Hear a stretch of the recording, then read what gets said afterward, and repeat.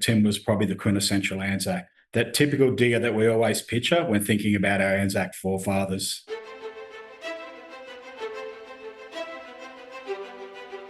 Welcome to the podcast where we track down Australian war veterans, have a chat with them, and hear their stories.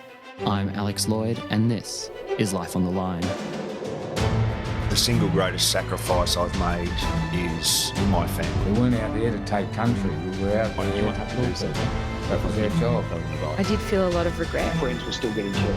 It got to the point where, you're going to funerals quite often. Do I lead under fire? And that was a heavy responsibility, I guess, on my shoulders that I didn't want to screw up. War itself is horrific. It's a horror story. It should never be dressed up as if it's something glorious. Not what you can do for yourself, but what can you do for your country. The volunteer for service was in effect to put your life on the line. Private Timothy Aplin was serving with the Special Operations Task Group when he tragically lost his life in a helicopter crash on Monday, 21 June 2010.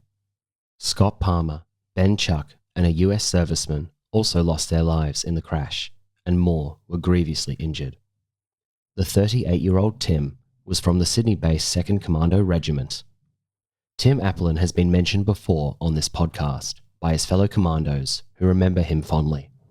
In this special tribute episode, we remember one of our fallen. The following are stories, reflections, and tributes from Tim's family, friends, and brothers in arms.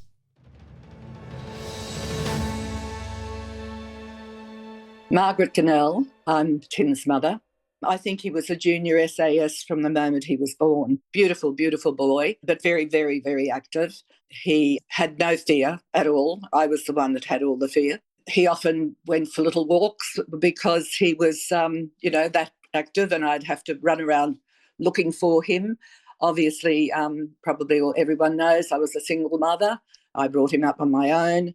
I have to say I had great, great help from my family. He joined the cadets when he was in high school. Okay, this is a really great honour to be speaking for Tim about Tim today, and I'd like to introduce myself. I'm Helen. I'm his cousin. Tim and I were quite close as cousins. He's born just 9 months after me. Tim was born to a single mum, and my mum became a single mum when I was about 6 years old. Being sisters, we're there for each other, looked out after each other, and shared their kids and the responsibilities for them. So Tim would be over at my place, I'd be over at his place, and that's the way we grew up. We weren't always even in the same city. We went to the same schools at times, preschools even. Yeah, as I said, there's always big families, always Christmas parties and all sorts of things that we're both at. We often used to sneak out at night and do kind of neighbourhood raids and things like that. Would have started when we were young. There was a soft drink van at the time in the neighbourhood, so we'd sneak on out and get ourselves a bottle of soft drink, in the middle of the night. So, there was always that adventure in Tim. He always took the lead. I was always very happy just to let him lead the way, and I'd follow along, and we'd act stealthily and all this sort of stuff. So I don't know if that's the beginning of his commando skill set or whatever coming out, but definitely it was just something that we did for a lot of fun. One of the stories particularly I wanted to talk about just sort of showed the tenacity of Tim, I guess, as well. His mum and he moved down to Sydney for a period of time, and he really didn't like it down there. He just wanted to be back in Brisbane amongst our family, and he took it upon himself to hitchhike. And so he hitchhiked from Sydney to Brisbane. I was just living, in the suburbs of Brisbane, and I was out one Saturday morning around the front yard, and I could just hear this psst, psst, across from, hey, from across the road. And I looked over, and there was Tim hiding in the bushes. And I was like, what the heck are you doing here? Like, you live in Sydney, and on his own back, he just decided he wanted to be in Brisbane. So he made his own way up. He would have been, I think, maybe 13 at that time. So, it's no small feat. Took guts, right? I wouldn't have done it, but that was Tim. My name's Stuart, and I'm Tim Aplin's cousin. Tim feels like more than a cousin to me. Both my sister and I and my brother, older brother, used to have Tim come and stay with us a lot. when we were kids growing up on the Sunshine Coast. Margaret, Tim's mum, used to drop Tim off for a weekend every now and then. She was a single mum and hardworking and often just needed some time out. So she could carry on with her own life and things as well. But she also knew how much Tim used to love coming to us and spending the weekend with us from time to time. So always great to have Tim there, and we used to get up to a lot of fun together. Mainly it would be trips to the beach and all that sort of stuff. One of the things I remember the most is we were very fortunate as kids growing up in a beach environment. We were at the beach pretty much as soon as the school bell rang in the afternoon. We'd race down there with our surfboards and off we go. So because of that, we were like brown little bunnies on the beach, but Tim would come and join us, and he was this bright white kid from the city, always a little bit, skinnier than us because he probably wasn't running around as much and all that sort of stuff. So, the fact that he grew up and wanted to serve, our great country and contribute to our nation's freedom was just something so incredibly admirable. At that stage as kids, when our concentration was just all about having fun and, jumping in the water and seeing what other mischief we could get up to in our free lifestyles, we never would have thought that, our futures would have held in store what they did. But anyway, later on in life, Tim had grown up, of course, and pursued his life, and his ambition was always to go and serve in the forces. And it came as a bit of a surprise to us. He thrived on his service, in the forces, and then went on to do great things. And I myself worked in mine sites across central Queensland and West Australia. Ironically, I think a lot of ex-servicemen end up in the mine sites. And I couldn't believe how many times I'd talked to guys who had remembered Tim, had worked with him in the forces, and had amazing stories to tell. Yeah, hello. My name's Tim Newham. I was friends with Tim Aplin from when we were about 15 years of age.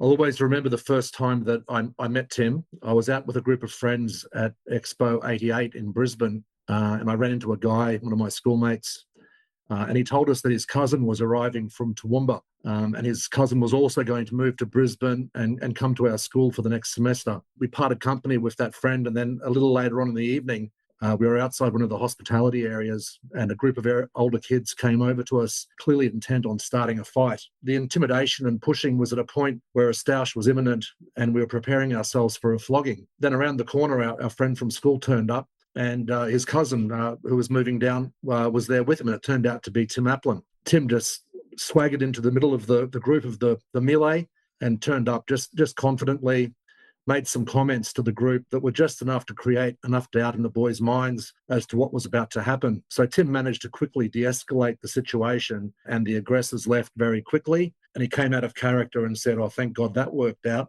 So it was the way that Tim dealt with people and with social interactions. He was always very confident, always looked after his friends, and had his eyes open for the smaller guy. I remember him being a very easygoing and relaxed and friendly person. He had a lot of charisma, liked to have a drink, was the life of the party on many occasions. And I also had the pleasure of being in his rugby team. And I think when you're playing rugby with someone, you definitely get an insight into what their makeup is. And he was always there. He always turned up. He always did his best. He always looked after his teammates, and had a jovial time afterwards with the boys as well. So he's fondly remembered, and a great guy. He'd laugh to see one of my daughters is actually rowing, and they row out of our old school rowing club. And I often see a boat there with his name on it, which is named in his honour. And I just think he'd find that quite humorous. But yeah, he's certainly missed. My name's Susie, and I first met Tim back in high school when I worked at McDonald's and with some friends that he went to school with. And we'd often head over to his place, as his mum did a lot of night work. So that was really convenient for us because we like to do night work too, of the drinking kind, and socialising, and just having we got up to a little bit of mischief. And I always remember Margaret coming in sometimes going, "Oh, Tim," that just, she used to say that a lot. We had a lot of fun. He lived across the road from the park, so we'd run over to the park and play a bit of sport as well, and head back to his place. And we just hung out, and we just had a lot of fun, and it was a really great bunch of people. And he's just a really great guy who was just fun-loving, full of life, always smiling. Whenever you think of him, you just smile. Like even now when I think of him, I just smile and I get a bit sad. yeah, he's really missed. Margaret Cannell. He wanted to join the army as soon as he left school. I had to sign for that, and I wouldn't. I said, no. I said, you didn't enjoy boarding school. I would really rather you, have a couple of years, continue your education. And he said, okay. And then he was a bit lost, I think. Bob Hawke brought in the Ready Reserve, where they did 1 year full-time and 3 years part-time. And I said to him, look, why don't you do that? Because then you'll know what it's like to be, Well, he just loved it. He did his 1 year full-time. He came back to Brisbane. If they had to do part-time, he would go and meet up with people. He went up to Cairns to work with one of his mates working on boats, etc. The sergeant would ring me from Enoggera and say, is Tim ready to come back for his part-time? And I said, well, as far as I know, he is. And he was always there. It was wonderful, actually, when he marched out at Kapuka. I was very, very, very moved to see him marching in his uniform. He looked absolutely fantastic. He was one of the taller boys there, so he stood out very well. I remember saying that he grew about 3 or 4 inches, not in growing, but in standing tall. After the 4th year, part-time, he had been on courses, etc. And he rang me and said, oh, Mum, he said, I've joined the army full-time. And I said, oh, that's good. I'm pleased to hear that. And he said, well, why didn't you let me do that in the first place? And I said, because I didn't believe you were ready, Tim, but I believe you're ready now. And he said, okay, that's fine. Can you get my gear to the airport, because they're flying me straight up to Townsville. So that's what I did. Got everything together, took it to the airport, gave him all this, had it all checked in, etc. And off he went to Townsville. A lot of his mates were already there because he'd met them, even though he did part-time. The full-time, some of them obviously went on to full-time army. So he was very happy. He met his first wife up there. Whilst he was in the Ready Reserve, he'd already been made a corporal. You lose all that when you go back to full-time. And so he very quickly went up the ranks again. He went to Timor. He went to Iraq. He went, obviously, to Afghanistan. So my name's Michael Kruger. I'm an ex-serving Defence Force member. I spent 28 years in the Army, 7 as a reserve soldier, and then a bit over 20 years as a regular Army soldier. I met Tim when I was posted to 6th Battalion in 1999. I spent a little bit of time in Bravo Company, 6 RAR, as the battalion was ramping up to prepare training to deploy to East Timor. And Bravo Company was used as a holding company for people who'd just come into the unit. After a couple of weeks in 6th Battalion at Bravo Company, I was posted into Delta Company 6 RAR as a Section 2 IC, and I was introduced to Tim Aplin, who was my section commander. Tim had been doing some training. I believe at the time he had been away on course, so the first exercise that we did together was about a month after I posted into the unit, because he was finishing off some training for his course. During our very first exposure together, I could already tell Tim was a great leader, and he really connected to the lads within the section. And it was a brand new section. We had guys coming from all over Australia, and Tim was basically given a brand new section with guys that he'd never worked with before. As I said, Tim was a great leader.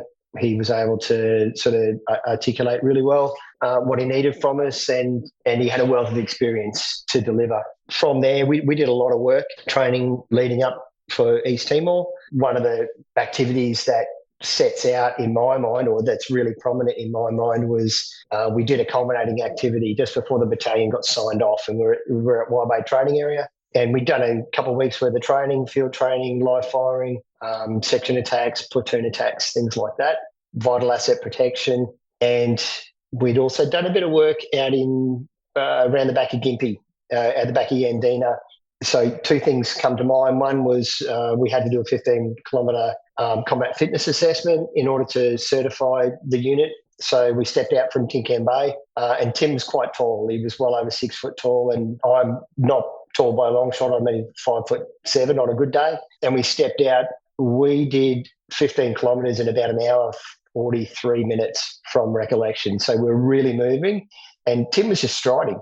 He was incredibly fit, as most of us were, but to keep up with Tim, we had to run. So for the most part of it, most of the section were running to keep up with Tim. But we crushed that activity and pretty much led the company from the front on that. So, that was all under Tim's leadership. A funny thing that come out, I'm pretty sure we're at the back of Gandina or somewhere at the back of Gympie, and we're doing some vital asset protection training. And I reckon it had been raining for about 6 days, and we had to go out to the back of the dump, the local rubbish tip, to fill sandbags. So it was a pretty average experience, and we're digging up old rubbish and digging up dirt that was just pretty horrible. And we'd been going for many, many days, but we were under assessment from the guys from Canungra, and they were assessing the unit. So we had this crusty old warrant officer looking at how we were performing as a section, and we'd done this activity, and this warrant officer said, "Hey, listen, you've got a great section. You're really, really performing well, but I think it's the little things you guys need to focus on." And so Tim asked the question, "What do you want us to focus on? What are the little things you think are appropriate?" And the warrant officer come back and he said, "Well, for instance, have you cleaned your boots this morning?" And, as I said, we'd been up to our elbows in mud for about 6 days. And Tim just turned around and said, Are you serious, mate? And the guy goes, yeah, I'm serious. You haven't cleaned your boots this morning. And Tim goes, "I haven't worn socks for 5 days. I'm up to my elbows in mud. I can't even see my boots, let alone undo my shoelaces. What the F has cleaning my boots got to do with how good of soldiers we are? What a joke." And he just said to the section, he goes, "Come on, boys, we've heard enough." And we got up and we walked away, which was quite funny. But, he was very direct and he always looked after us. When we deployed to East Timor, Tim was great. He didn't ask anyone to do anything that he wouldn't do himself, but he always looked out for us. Tim would go off to go into headquarters to get orders, but while he was in there, he regularly went past the mess tent. He'd usually find someone to distract someone in the mess tent, and he would usually reallocate rations. So there was one particular day he come back out. He had bags of flour, bags of potatoes, bags of onions, tins of oil, and a whole lot of sort of fruit and vegetables, which was something that you didn't get hold of all that often, and you certainly didn't get hold of fresh food. But he managed to pull together a pizza oven made out of a ration tin, and we made homemade pizza out of our own supplies that our family had been sending, and also out of supplies that he'd managed to reallocate from the mess tent. So we made our own pizza, and we deep fried chips in ration tins, and we made onion rings, which was really fantastic to sort of have that kind of thing. But, that just gives you an impression of what he was like. He was always able to find something and always able to look after the boys. So, that was when we were at 6th Battalion, and I was, very blessed to have Tim as a section commander. I learned a hell of a lot from him. I learned what good leadership looks like. And then when we come home Tim left East Timor early, come home for the birth of his first child, Josie, and I led the section for about the last month to 6 weeks that we're in East Timor. And the lessons that he taught me, I believe, put me in good stead to further my career. From there, Tim posted out and he went to Kapuka, and we stayed in touch. Always, we'd pretty much become the best mates. We were very, very close and did a lot of things together. Then I posted to 2nd Battalion, and Tim posted to 2nd Battalion. Tim was a platoon sergeant in Bravo Company, and I was a corporal in Charlie Company. We used to catch up all the time. We'd have family barbecues together with his then wife, Jenny. By that stage, he'd had his second child, Daniel. So there was Josie and Daniel on the scene, and, we watched a lot of rugby together. Tim then deployed to Iraq on the 1st Overwatch Battle Group as a platoon sergeant there, and we stayed in touch through letters and emails and things like that. Meanwhile, I deployed to the Solomon Islands. When we got home, we caught up as families again and with my partner, and we stayed in touch that way. From there, Tim posted to RMC from memory, and I stayed at 2nd Battalion for a bit longer. And then when Tim was finished at RMC, we both posted to Tully together, to the Jungle Training Centre. And Tim was like, "I have no interest in staying at Tully." He hated it, whereas I actually really loved the environment at Tully, the Jungle Training Centre. We lived together for a period of time, and I'd done a few gigs up at Tully as a visiting instructor, and I knew how much Tim hated Tully. There was one time Tim was out field, I come home from Tully, so I kitted out the whole house. I'd pulled down all the blinds and I'd put range cards on all the windows. Tim walked in, he thought I'd gone crazy. So Tim was, at 2nd Battalion, Tim was the Assault Pioneer Sergeant, and as part of that role, he had to grow a beard. And as the 2nd Battalion Platoon Sergeant, is the only person in the Australian Army that's permitted to or needs to grow a beard as part of their role. And Tim's beard was less than average. It was very poor. It was practically a stick-on beard. He hated it, but he was a fantastic assault pioneer, platoon sergeant. He was great in the boats. He was great on the explosives and the demolitions and things like that. And Tim was an assaulter, but he was a demolitions expert as well. So those skills put him in really good stead into Commando. And from what I've been told, he used them quite extensively. Probably the most significant thing that we did together. So Tim and Jenny, they split. I think they split while he was at RNC, I believe. When Tim come back to Townsville, he met Natasha, and I got to know Natasha quite well. And eventually, Tim proposed to Natasha, and they decided to get married. And I was privileged to be asked to be Tim's best man for his wedding. So that was something that's very close and very dear to me. And then when I got married, about 18 months after, I asked Tim to be best man for my wedding, which he accepted. Yeah, that was really special to me, and that was something that I'll never forget. And I'd just say that I'm really grateful to have known him, and really grateful to have had him and his family in my life.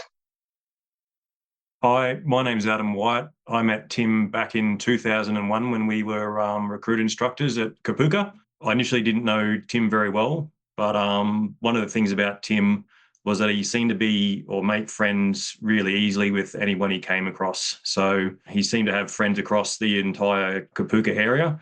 And what I found about Tim was that he was a consummate professional in what he did. To me, I was a bit younger than him. I was 8 years younger than him, and he was like a big brother to me. So we hung out a lot. We did a few platoons together, played rugby together, and socialised together. And everyone that came across Tim just found him really, really easygoing. He was a guy with a lot of shenanigans. So he always found a way to have fun, have a joke. So what I found with Tim working with him at Kapooka was that he was a great person to rely on. I was very junior in the position that I was in, so I really needed someone to lean on. So Tim was that guy. So I could talk to him socially, and I could lean on him for the knowledge that I needed to use to impart that to the recruits that were training. That was something that I hadn't had before. I'd done maybe 4 or 5 platoons before Tim and I came across each other there. And I didn't really have the same level of support as I did until Tim came along. Certainly a big presence in the platoons, excellent at everything that he did. I relied on him heavily for his infantry training skills. As I was a combat engineer, I wasn't quite across everything. And after Kapooka, Tim went to Iraq. I went to Townsville. We caught up there, so we're living in the same place for a couple of years. I was living in South Townsville, so Tim would sometimes come and stay at my place for a night on the town. One night I came home a little bit earlier than him. He was supposed to be coming back to my place, and I woke up in the middle of the night and there was this large man standing over the top of me, and I sort of woke up and sort of realised it was Tim. I was like, Tim, what are you doing? He said, Adam, I've got a present for you. And he held out this tiny little mud crab. He threw that mud crab onto the bed, scared the crap out of me. Never found that mud crab, by the way. And I looked at Tim and his clothes he was absolutely soaked. And I was like, how did you get home? He goes, I swam across the river. So he jumped in at Flinders Street, swam across the Ross River, pulled himself out in South Townsville, and then made his way to my place.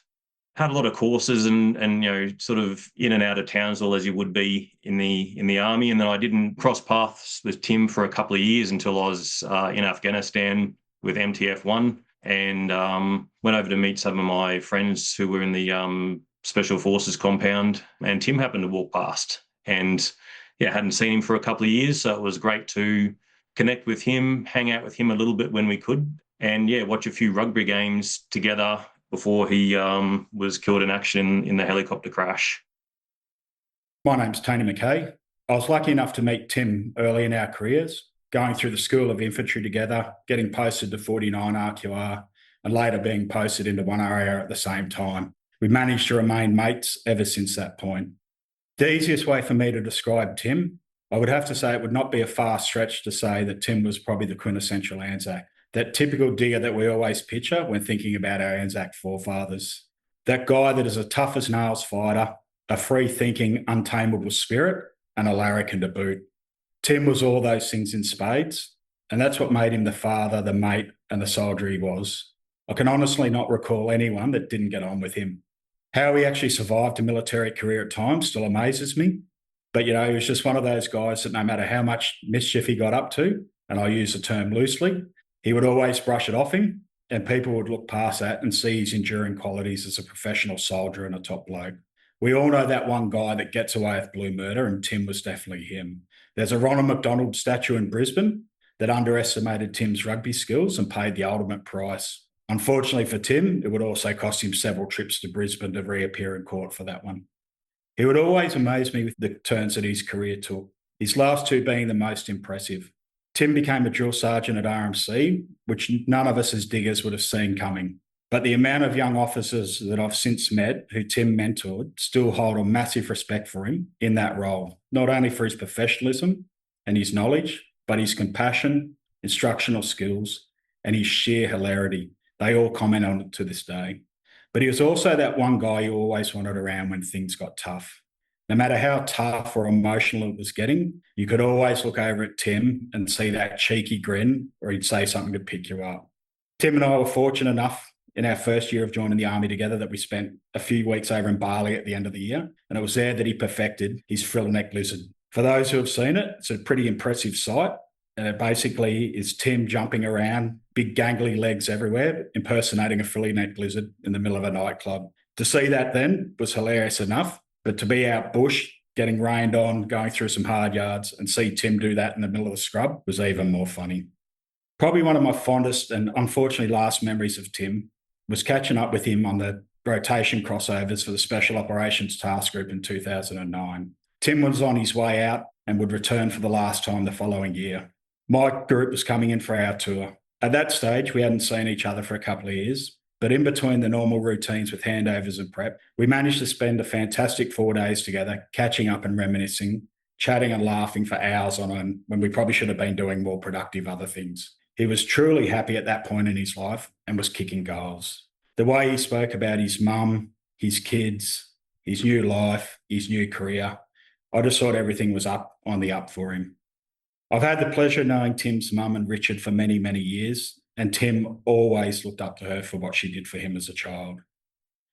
To say he was proud of his kids is an understatement, and whenever we caught up, he would always tell me what Josie and Daniel were up to. I don't think I've ever seen a prouder dad than I did with Tim and those kids. He basically, for those of us who knew him as a younger bloke, probably wouldn't have thought that he would make the father that he did, but he was dedicated till the end. I will miss Tim, but it was great knowing him and my life was better for it. Hi, my name's Ant Plater. I knew Tim from our time in service, both in the wider army and then within the special operations military side of the house as well. I first met Tim in Townsville, sort of mid to late 90s in the 1st Battalion, and he sort of struck me as this tall, lanky guy who came through from the Ready Reserve system, but he had a presence about him and he was a pretty sort of special guy at the time and, seemed like a good performer. We didn't really cross paths for a number of years, but we both ended up at the Royal Military College in 2006. So I was on a posting from the 2nd Commando Regiment. I'd been promoted to warrant officer end of 2005 and then promoted into that position, the Special Forces position that was held at the college. So my first 12 months was in RMCA, which looks after all the University Regiment units around Australia. And Tim was he was a drill wing sergeant major. So you can imagine big, tall, burly guy teaching staff cadets drill was a pretty awesome sight to see. Tim had started having conversations with me about the 2nd Commando Regiment and his interest to apply sort of midway through 2006. And then we both ended up in the next year, so 2007, we both ended up in first class as small group instructors. Obviously, Tim had his 12 months as a drill wing sergeant, and then I moved into first class, which is staff cadets' last 12 months at the college. So the conversations continued, and then Tim eventually applied and was accepted. It was a pretty amazing, I guess, sacrifice for Tim to do that, because he was due to be promoted to warrant officer at the end of 2007 and post back into a position within the Royal Australian Regiment. But he chose to sacrifice rank for his pursuit to become a Special Forces operator. So as I mentioned, we're both in first class, and different field trips up to Canungra and, out the back of Canberra there. Tim was often seen pack on his back, 20-kilometre route marches, in training or whatever was on his training program, 3.2-kilometre runs to get himself, fit and ready for selection. So 2008, I obviously posted back into the 2nd Commando Regiment, and Tim went on to selection in early 2008. And I managed to sort of track his progress through selection, through obviously the directing staff, keeping in contact with, because a lot of those guys were coming to my company, to Bravo Company, in preparation to deployment back to Afghanistan at the start of 2009. So myself and my boss at the time took a really keen interest on how the candidates were tracking, and obviously Tim was one of them. It was met with joy that I sort of got word that Tim had passed selection sort of mid 2008, and then obviously he had a number of reinforcement courses to get through sort of the next 2/3 of 2008, and he was due to post into Bravo Company. So yeah, we shared some quite good moments, and obviously he deployed with me in 2009 into Afghanistan on my first rotation, and it was his first rotation as well. So pretty, it was amazing to sort of reconnect, and sort of, for me, I guess, to see the end result of, I guess, the seed I planted in Tim in, sort of mid 2006, and then the hard work he put in through 06, 07 and into selection in 08 to get himself qualified as a commando and into the 2nd Commando Regiment. Margaret Cannell, I'm Tim's mother. I was proud of him, but worried, obviously. But, it was a peacekeeping force in Timor, but in saying that, they were still dealing with the enemy of the Timorese. I wrote him often. I sent him lots of parcels. He always liked chup-chups, and he always wanted tuna, and he also wanted, I can't remember, a number of different things. And he said they'd have a great feast when they got my my parcels, I don't think I ever felt concerned there. Iraq, yes, I was worried. He made it like an adventure. He would always ring me and let me know what was happening. The stories he told me when he came back was quite interesting, and he never seemed to be worried at all at any time. When he came back from Iraq, that's when the marriage finished.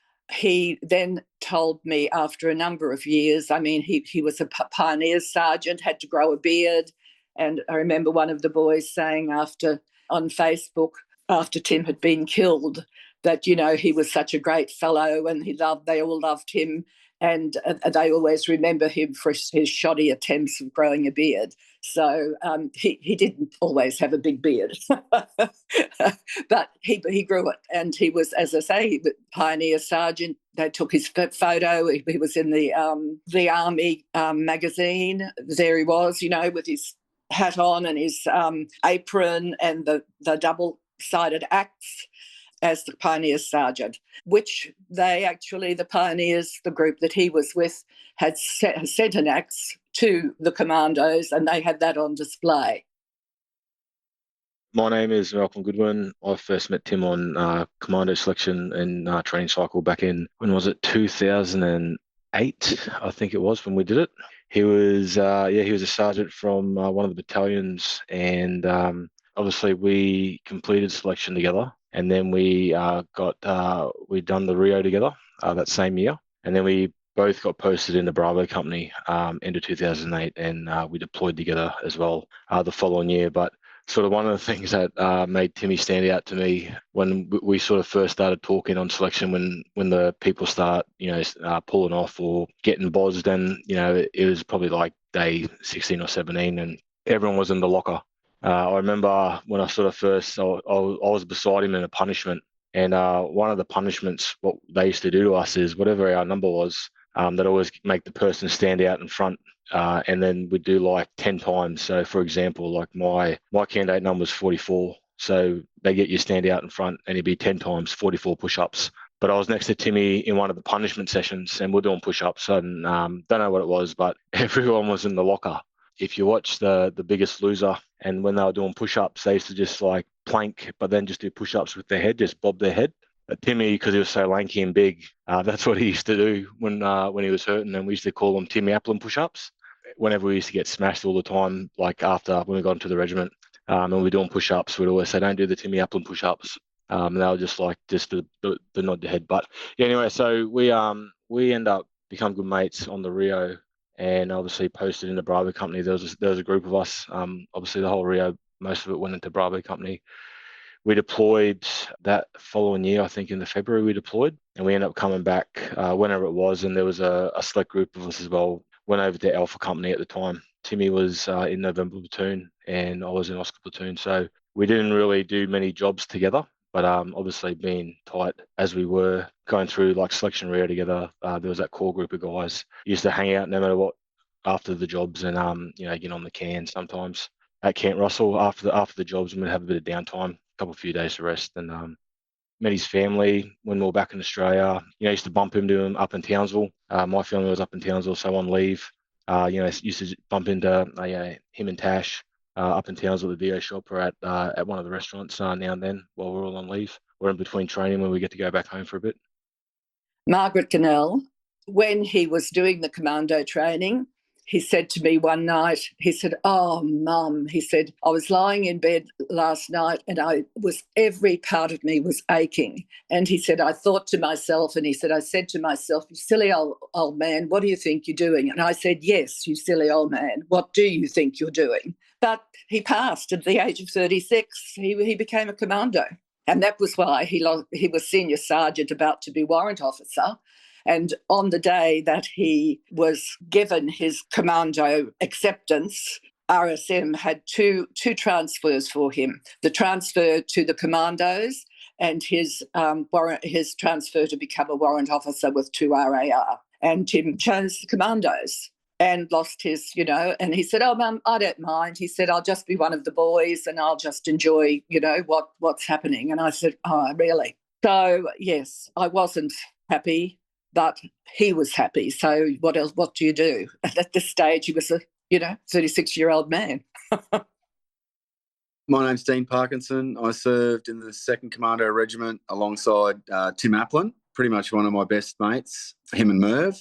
How did I come to meet Tim? I sort of half met Tim before I even met him. And what I mean by that is when I got back in the Army at 37 to go to selection, I did obviously some Kapuka and Singo and that sort of stuff. And then I got posted to 6 RAR for about 3 months while I was training for selection. So the platoon commander I just happened to get by luck and chance was this young guy who'd only been out of RMC for about 6 months, maybe 12 months maximum. As it was, once he heard that I was doing selection, he called me into the office on day 1 or day 2 to have a quick chat about, what I needed to do. And then he said that he had a guy that he considered a friend of his now that was doing selection as well and was also in his mid-30s. And that guy's name was Sergeant Tim Aplin, and he was one of his instructors at RMC.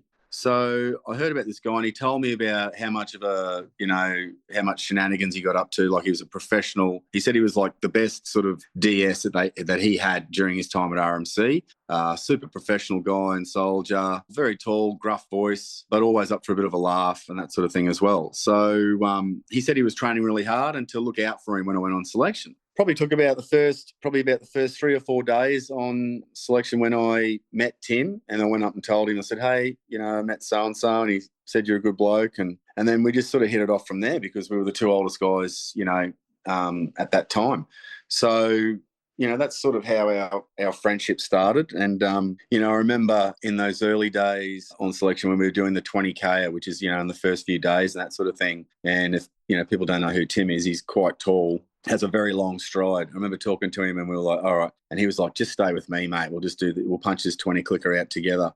No sooner had we started and he was about 10 metres in front of me because I just couldn't keep up because his long stride. So needless to say, I didn't see him until the end of it.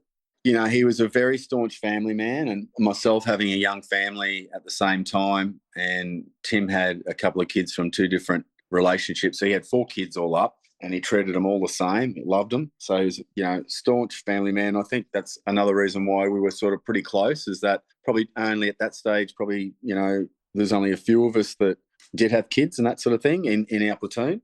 That was, one of the bits that sort of tied us together, So, during those early days when we were in Sydney a lot, in between different courses, after selection, you do, 12 months sort of suite of courses and that sort of thing on reinforcement cycle. Had a few, times where we could go out and have a bit of a laugh. And Tim was always, one for having a few beers and dancing and that sort of stuff. And, there's nothing I can actually recall, specifically today, but man, he was a funny guy to go and have a beer with, and hang out with. And I know all the guys, Merv was in the same group of guys, same friendship group. Merv and Tim were very close. And the few times that I went out, I think all the boys that lived in Sydney at the time went out heaps. I only went out a few times because my family was still up in Queensland, so I'd always punch home. He was such a fun guy to be around. You could always rely on him for anything. He was like that sort of firm but fair. He didn't suffer fools at all. But man, was he a good soldier? He was just an amazing soldier, an easy guy to talk to.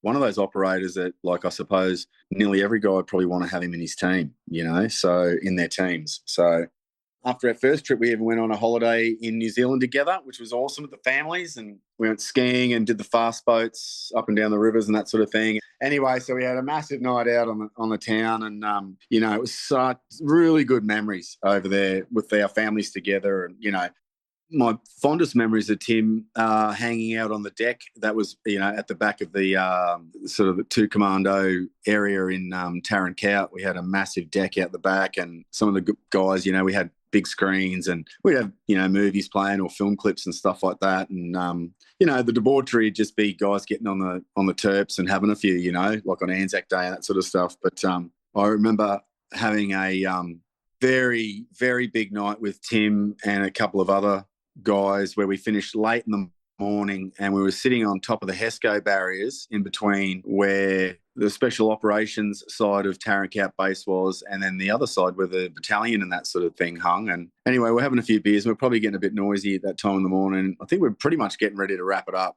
And along come 2 soldiers on the other side of the fence who didn't say who they were when they first rocked up, and sort of one of them yelled out, who the fuck are you guys and what are you doing up there? And Tim, in his deep voice, didn't even really look up from his can, really, sort of just looked over at him and said, hey, we're just having a few beers up here. We're not sort of hurting anyone. And as he did that, he finished his can and he put it down, and it just happened to fall off the HESCO barrier and roll down into the side where the 2 gentlemen were standing. They then pronounced themselves as being, one of them was the RSM, I believe, and another one was a high-ranking officer. And they asked us to just keep it down and stop the tinnies rolling into the other side. So, that was a fun morning. And the guys who knew Tim around the regiment at that time too would know about Timmy's car, the Red Dragon. He had this beat up, I think it was an old, I want to say it was a Datsun 180B or something like that. I can't remember what it was. But it was this little red car. Wasn't much to it. And it stood out like dog's balls in the car lot at the regiment there, because a lot of the young fellas go out and get themselves a nice car. There'd be a lot of Hiluxes and, whatever else going on there, Range Rovers and Land Rovers and all sorts of stuff. And then the Red Dragon was there. So we did a fair few trips in that thing, a couple of lights missing. Used to have a bit of a tick in the back. I think it was the back left-hand wheel. It'd sort of tick and rock as we were driving around in it. And after Tim's passing, didn't know what to do with the Red Rocket. So, the Red Dragon. So it was taken up to the anti-armour range, I believe, and was then used to stop 66s and 84 millimeters for a couple of goes up the back there. So I believe Tim's car was final resting places up the back of Holsworthy on the range, which is quite apt, I believe. Margaret Cannell, when he went to Afghanistan the first time, we all went down to Sydney and spent some time with him before he left, and he came home. And he was fine, and it was he would ring us probably at least once a week, sometimes twice a week. The second time, I knew it was wrong. When he said to me, he came up when Mason Edwards had been killed at Kultana. He came up for the funeral. I went and picked him up from Enoggera after the funeral the next day, and he came over and he was had to wash his dress uniform because he had to use that when he got back to Sydney on the Monday. And I don't know, there was just something about his talking. And I said, why were you at Koltana with those boys? And he said, I said, you're not going back to Afghanistan again, are you? And he said, oh, yes, Mum. He said, they've asked me to take Mace's place, which was, absolute rubbish. So here am I thinking the whole time that they had asked him, he put his hand up because Mason had been killed, but that was not true. And they all laughed at me and they said, that's what my son would tell you, Margaret. I said, oh, yeah, okay. Hi, I'm Gary Wilson. I served in 2nd Commando Regiment with Tim in 2010 as part of Alpha Company. We deployed to Afghanistan in early Feb, I think it was, and we served alongside each other from multiple operations. And then the rest of the time, legal piss ups we were allowed to have back on the deck. Tim and I just cleaning weapons and just talk all the time. I just remember just having good conversation with Tim about his family back home. Yeah, and about life and how he quite happily gave up his rank to come across to become a commando. And it's just a really good dude to be around and to work and inspired to be working alongside. My name's John Farinda. So I'm actually really excited and happy to be part of this podcast because I knew Tim, deployed with him, and he was an absolutely lovely bloke. I was in Alpha Company and I first met Tim. So this was just before our 2010 deployment to Afghanistan. And we had a shortage of, soldiers in our platoon, and word went out that we were going to get a few guys from Bravo Company, and one of those was Tim. Before he came across, there was all these sort of whispers that, this bloke had a wealth of experience and, he'd been in the army for a long time. And a few other bits and pieces, but not many guys from Alpha sort of knew of Tim, personally before he came across. When he actually came across and sort of, we started training and sort of got to know him, we sort of found out, this guy, he'd been in the army for, I think it was over 20 years at that point. He reached the rank of sergeant, and he'd also turned down a promotion to Warrant Officer Class 2 to pursue his dream of being an SF soldier, which was a lifelong dream of his, we found out. And it was funny because he had this, air of credibility about him. And I guess he came with this respect of having all this experience, but there wasn't, like the first thing because he was in my platoon as well, so November platoon. And the first thing that I sort of realised was there just wasn't an ounce of arrogance in this guy. Like he was just such a down-to-earth, really approachable sort of a bloke. And just got along with everyone. Like honestly, just didn't have a bad word to say about anyone, and everyone really got along with him well. He came across, started sort of integrated into the platoon. Probably my fondest memories of Tim, it wasn't sort of one particular moment, but when we went down to Koltana training facility down in Port Augusta, as pre-deployment before our trip to Afghanistan, we started going on these morning runs, I guess PT in the morning before actual PT or before we'd start training for the day. We were going on them probably maybe 2 or 3 times a week, maybe even more than that. I can't remember exactly. But, and we just, go for these long runs sort of through the range of Koltana and just chat, about the day's training that was coming up, the previous day's training. And to be honest, would rack his brain, gems of experience and things that anything he had to offer, and just sort of confiding in him, I guess, to a point. He was sort of a bit of a big brother, I think, to a lot of guys that were a bit younger than him because he was a bit older, having all that experience. So that was just something that I always remember about Tim is just I'd really enjoy those sort of morning runs we'd go on, and it was just an absolute pleasure to know the bloke. My name is Damien Silva, and I'm a former Army medic, and I met Tim a number of times throughout my career. One of those first times I met Tim was actually when I was a brand new junior medic to the Army. This is my first solo job as a medic, and Tim was the Assault Pioneer Sergeant at the time, running his ZOD course.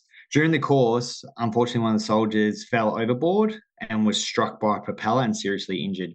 It resulted in injuries to his foot and amputation to one of his toes. During the event, Tim assisted me by managing the scene while I treated the casualty. Post the event, actually, Tim was really beneficial to me. It would be my first time I'd ever dealt with a casualty. It was first time solo on a job. So to have someone with Tim's experience sit down with me and debrief me and reassure me that I'd done everything right was actually really beneficial to me as a junior medic at the time, especially with his experience being the Assault Pioneer Sergeant. Post that, I actually didn't see Tim for 7 years, and when I bumped into him next was when I first posted into Commando. Tim was now a private because he jumped up from being infantry to a commando, so he lost all his rank, and I was now a corporal. Not that that actually mattered. When I posted into unit, I was attached to Alpha Company, and so was Tim. And as he was a senior soldier in his previous unit and had done a lot of training, he was attached to us as support staff to help train us in preparation for Afghanistan. These days, people actually go through what's called tactical integration training, where support staff learn to operate within a commando company, platoon, and team safely, so the commandos can do their job and the support staff can do theirs. But back during the height of Afghanistan, that training didn't exist in an official context, so it was up for the companies to do the training. Tim actually led a lot of that training for me. He helped train me in all different methods of integrating within the unit, how to move during contacts, communications, and a number of other things. He was really beneficial. He was then moved off that task when we went to Afghanistan and put it into a team. After a year later, we actually deployed to Afghanistan together, where we did a number of missions, including the Battle of Shawali Kot. Post that mission, 7 days later, unfortunately, Tim was involved in the Black Hawk helicopter crash, on the 21st of June, where I was the primary treater. Tim was one of the casualties I was directly responsible for, and unfortunately, I wasn't able to revive him or save him. To this day, Tim's death actually sits with me, along with Scott, Ben, Brandon, and Mason, who'd actually died in our MRE training before we even went to Afghanistan. But the way I choose to remember Tim is all the help he gave me over the years, his guidance, and the things that he'd achieved is what I choose to remember, and helps. I think it just helps me. Tim was a really good guy. I actually had a number of good experiences with him over the years, and in Afghanistan we used to have a laugh together quite often, and I think Tim's going to be sorely missed by a lot of people. So my name is Mick Slattery. I was the Company Sergeant Major of Logistics Support Company at 4RR Commando that then morphed into Commando Regiment. I was first posted to the regiment in the end of 1999 as a sergeant. Stayed there until I was posted to Perth for 2 years. So I was there from 99 to the end of 2005. During that interim, completed all my suite of commando selection courses, deployed to Iraq at the end of 2005 as one of the company sergeant majors embedded into an American hospital at Balad. I first met Tim when I returned to the unit in 2009 after 2 years in Perth. I believe that Tim either got to the unit in 2007 and 2008 after he did his selection course. I met him later on as part of my assistance that I gave to ramping up the guys, getting them trained and ready for deployment in the medical space and also on the MREs. We became interested in the fact that we both were members of the 36 Club. So at the time that I did my selection, I was the oldest guy that I'm aware of that did it at 36. And then Tim also did his selection at 36. Now, I'm not sure if there's been anyone else who's been older, but it was a bit of a laugh that we both sort of came across from that perspective. Tim was in Alpha Company, which the CSM of Alpha was a really good mate of mine, Mick Craig. So I met a lot of the guys from the company through the course of just our interactions, courses within the unit, training for the boys, and then on the MRE. Everything I saw from Tim, because I obviously knew his background and his past history from when he did his Ready Reserve scheme, entry to Kapooka. Interestingly, he went through Kapooka at the same time that I was an instructor there. I don't know, we may have crossed paths at some stage then, although it would have been in a different light. And then when he went on to change over to regulars and then go to become the Pioneer Sergeant prior to doing selection. We're always polite and cordial to each other, always had a bit of a laugh just in passing, in the hallways and chatting. I met him properly when I deployed back over to Afghanistan at the end of 2010 as the CSM of the CSST and within Camp Russell. Alpha Company was already in situ. Tim was killed in the helo crash on the 21st. I'd just come off duty working as one of the flight medics on board the American medical evacuation platform. We got woken up to come over to the SOC to find out what was going on. Went over there and was going to go back down to the flight line to deploy out, but they'd already sent birds out. Well, it's still trying to organise who was injured, who was killed on site. When they actually started bringing the boys back, either via TK or directly down to Kandahar because they were too badly injured, I went to the flight line and retrieved both Tim's body and then Scott's body off the heli. Then moved, so I think Tim came in first from memory before Scotty. And we moved the boys from there up to the roll-through hospital where some more formal analysis was done. And from there, moved them into the morgue and posted guards and just stayed with them. I think whilst we were in the hospital, there was myself and a few guys that were around whilst they were, whilst Tim and then Scott were being checked out, and we just sort of stopped and had a bit of a prayer and just remembered them briefly. And before we moved them into the morgue area, posted guards on them, stayed with them until such times as the ramp ceremony, which was about, I think it was 2 days away, just to get everything organised. Got the boys down there and farewelled them back to Australia.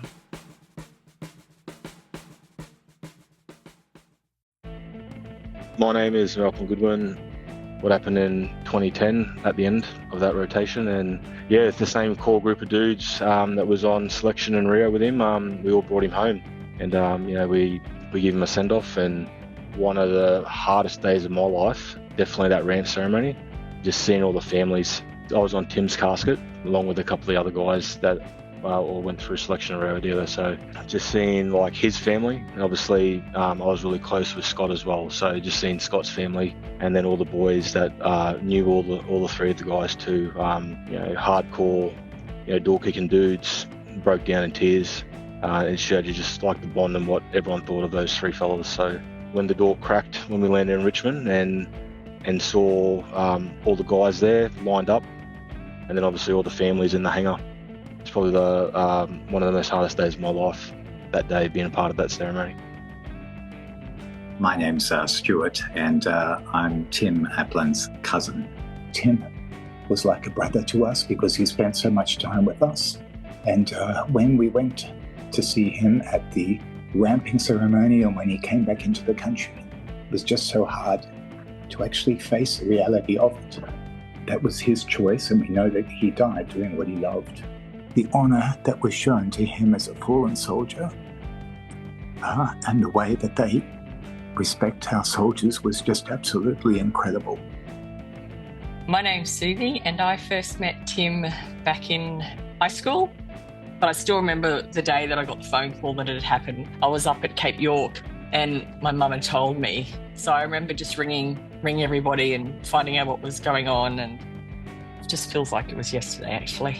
So I'm currently the secretary of 4242, and the way I got involved in that was through Tim. Margaret, his mum, rang me and said, look, there's an organisation called 4242 and they're doing a 42-hour challenge, and every hour is dedicated to one of the boys they lost in Afghanistan, and I'd really love it if you could come walk for Tim. I said, oh my gosh, absolutely, I'd be honoured.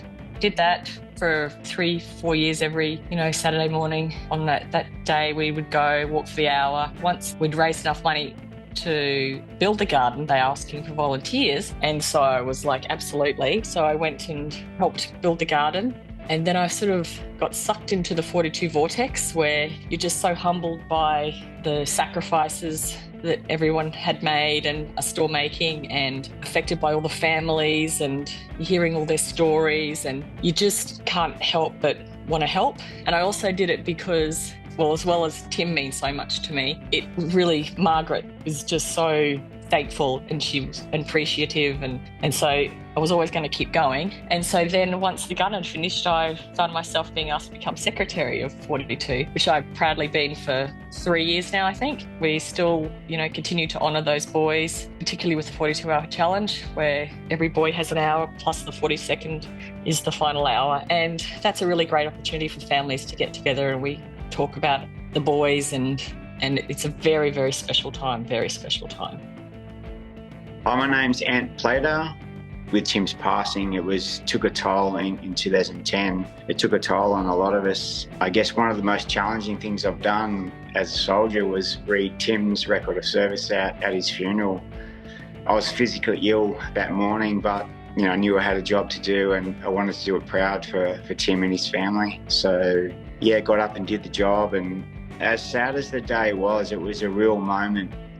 Or sad as that obviously tragedy was that took the 3 lives of the lads. There was a lot of reflection in the regiment at the time about the 3 lads that we'd lost and contributions they'd made to obviously the Alpha Company and to the rest of the regiment. So sad times, but their memories live on in those who are close and those in the regiment at the time.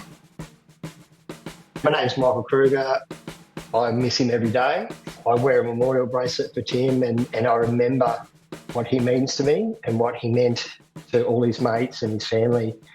But I've never actually felt sorry for Tim. I've felt a great amount of sorrow for his family and in particular his children, the people that ultimately carry the greatest burden of losing someone. But I've never felt sorry for Tim because he was doing what he wanted to do, and he was doing what made him happy, and he was really, really proud of the work that he was doing. In my belief, Tim got what I believe most soldiers or all soldiers deserve, but they never really get, and that's immortality. So, in 200 years' time, someone's going to go to that wall and say, I wonder who Tim Aplin is, and they're going to look him up, and they're going to remember him, or they're going to remember what he did. And that truly is the mark of the great soldier that he is. He may have died serving our country, but our country will forever remember his name. Margaret Cannell, I'm Tim's mother. I think I've made it very clear that I think he was the most wonderful man. I miss him desperately. I just say to him sometimes, why aren't you here? Why aren't you here? He was a character. He certainly had a wonderful sense of humour. I think he got that from the Aplins. I look at him, I think about him, and I think, well, I hope I did a good job. I just didn't want to lose him, that's all. My name's Dean Parkinson.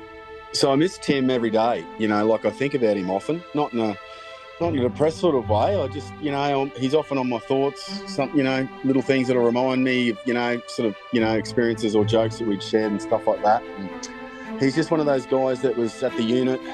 I mean, whether you're at the unit or whether you just met him in the street, just a lovely all-round chap, lovely family man, and who was a, quite a professional soldier. And, everyone wanted him on their team. And, he's sorely missed, not only at the unit, but, by friends, family, and in the community.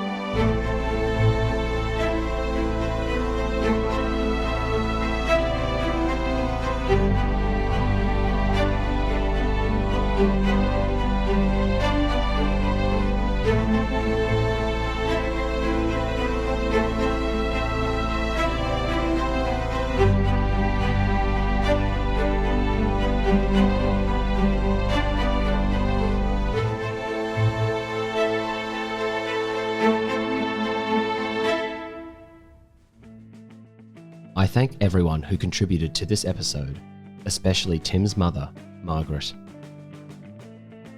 For similar memorial episodes, I encourage you to listen to my interview with Doug Baird, father of the late Cameron Baird, VC MG, in Season 2, and our Season 5 tribute to the late Brett Wood, MG, DSM. Take a moment to reflect on the life and sacrifice of Tim Aplin.